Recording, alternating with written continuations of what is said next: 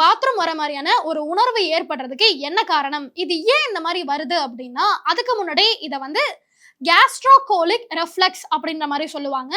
அது மட்டும் இல்லாம இரிட்டபிள் பவுல் சிண்ட்ரோம், அதாவது ஐபிஎஸ் அப்படின்ற மாதிரி சொல்லுவாங்க. இரிட்டபிள் பவுல் சிண்ட்ரோம் அப்படின்னா குடல் உளைச்சல் நோயின்னு சொல்லுவாங்க. இப்ப நான் ஆரம்பத்துல சொன்ன பாத்தீங்களா, இரைப்பை, சிறுங்குடல், பெருங்குடல், இது மூணுல ஏதாவது சின்னதா ஒரு மாற்றம் ஆச்சு அப்படின்னா கூட அது ஐபிஎஸ் ஏற்படுத்த ஒரு முக்கிய காரணமா இருக்கும்னு சொல்றாங்க.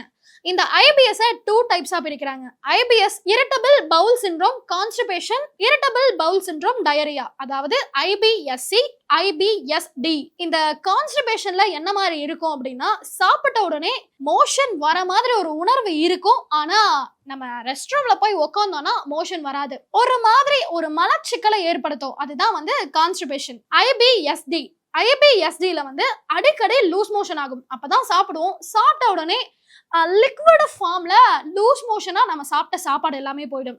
இதுதான் ஐபிஎஸ்டின்னு சொல்லுவாங்க. நம்ம சாப்பிட்ட 5 நிமிஷத்துல இந்த மாதிரி ஆச்சு அப்படின்னா நம்ம உடம்பு நமக்கு தேவையான நியூட்ரிஷனா இருக்கட்டும், விட்டமினா இருக்கட்டும், மினரலா இருக்கட்டும், அதை எல்லாமே நம்ம சாப்பிடக்கூடிய சாப்பாட்டுல இருந்து தான் எடுத்துக்கும்.